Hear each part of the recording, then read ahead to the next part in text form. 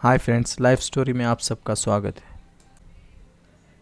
तो फ्रेंड, आज हम बात करेंगे the city of dream Mumbai में रहने वाले एक छोटे से बच्चे की, जिसका नाम चांद था और सब प्यार से उसको चंदू बुलाते थे। और चंदू के पापा एक मज़दूर थे जो अपने घर से तकरीबन 10 किलोमीटर दूर जाकर मज़दूरी का काम किया करते थे, वो भी ट्रेन के सफ़र से। और ट्रेन का सफ़र बोले तो सिर्फ मुंबई वाले ही जान सकते। 1000 पब्लिक आने वाली ट्रेन में 5000 खचाखच भर के जाते थे। और चंदू की माँ चंदू के पैदा होने से पहले लोगों के घरों के काम किया करती थी। चंदू के होने के बाद उसकी परवरिश में कमी ना हो बोल के वो ये सब काम छोड़ दी। और चंदू जैसे ही 5 साल का हुआ उसे स्कूल में एडमिशन करा दिया गया। और चंदू भी पढ़ाई में बहुत अच्छा था, फर्स्ट रैंक लाता और खेल कूद में भी अच्छा परफॉर्म करता था। जैसे जैसे चंदू बड़ा हो रहा था, माँ बाप के सपने भी बड़े हो रहे थे। माँ बाप चाहते थे कि वो डॉक्टर बने, पर जैसे जैसे चंदू की क्लास बढ़ रही थी वो पढ़ाई से दूर होते जा रहा था। और अब उसके दोस्त भी धीरे धीरे बदल रहे थे।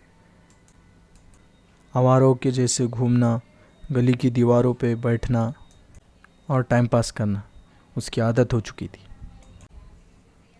चंदू के पापा और माँ को यह महसूस तो हो रहा था कि चंदू कुछ बदल रहा है, पर दोनों ही अपने काम में बहुत परेशान रहते थे।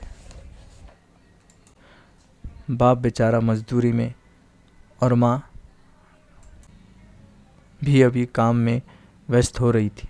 चंदू की फ़ीस बहुत थी, उसको जमा कराने के लिए वो भी अब घरों के काम शुरू कर दी थी। सब चल रहा था, पर एक दिन माँ ने चंदू को स्कूल के टाइम पे बाहर घूमते हुए देखा। वो बहुत परेशान हुई, पर जब चंदू घर आया उसने उससे पूछा कि तू आज स्कूल गया कि नहीं।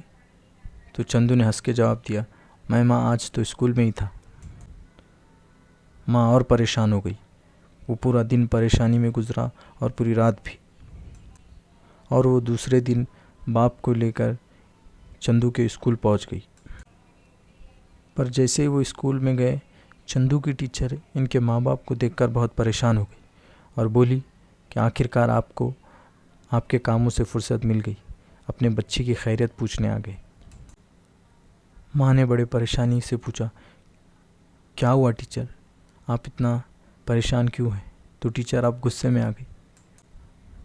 टीचर बोली, आपका बच्चा पहले क्लास में सब में शरीफ था, आप सब में बदमाश हो गया है। टीचर बोली, जब आप दोनों काम पे चले जाते तो दिन भर बच्चे पर ध्यान कौन देता है? वो स्कूल से बंक मारता है, पढ़ता नहीं, और जिस दिन स्कूल आया पूरा अटेंड करा उस दिन भी सिर्फ टाइम पास करता है, दूसरों को पढ़ने नहीं देता। और ऐसा ही चलते रहा तो चंदू 10th में फ़ेल हो जाएगा। ये बातें सुनकर माँ तो रोने लगी, पर बाप खामोशी के साथ घर पे आ गया। जब चंदू स्कूल के बाद क्रिकेट खेलकर पसीने में नहाए घर पे आया तो घर का माहौल देखकर वो परेशान हो गया। बाप एक कोने में बैठे माँ रोते रोते खाना पका रही थी। बाप ने चंदू को देखा और अपने पास बुलाया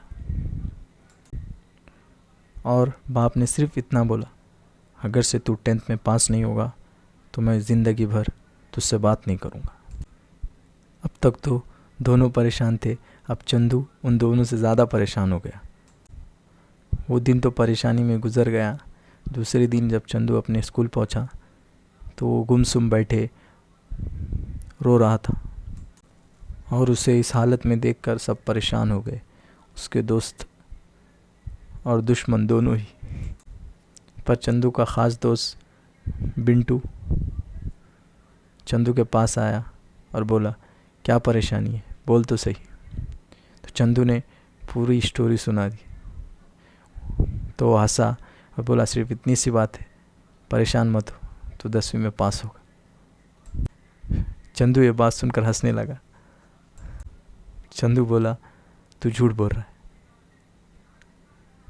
तो बिंटू हंसा, तू पास हुआ तो बस ना। और बिंटू की बात सही हुई, चंदू 10th में पास हो गया। भले परसेंटेज कम आए थे पर पास तो हो गया था। कैसे पास हुआ, क्यों पास हुआ, वो सब कहानी थी। चीटिंग तो चलती है ना भाई। चंदू की किस्मत अच्छी थी, सेंटर भी लूज़ मिला और चीटिंग करने में बिंटू मास्टर था और करवाने में भी। चंदू के पापा बड़ी मिठाई का डब्बा लिए उस टीचर के पास पहुँचे और बोले, मेरा चंदू एग्ज़ाम में पास हो गया, अब वो कॉलेज जाएगा। पर टीचर मुस्कुरा कर बोली, आपको सिर्फ चंदू पास हुआ दिख रहा है, मुझे कैसे पास हुआ वो दिख रहा है।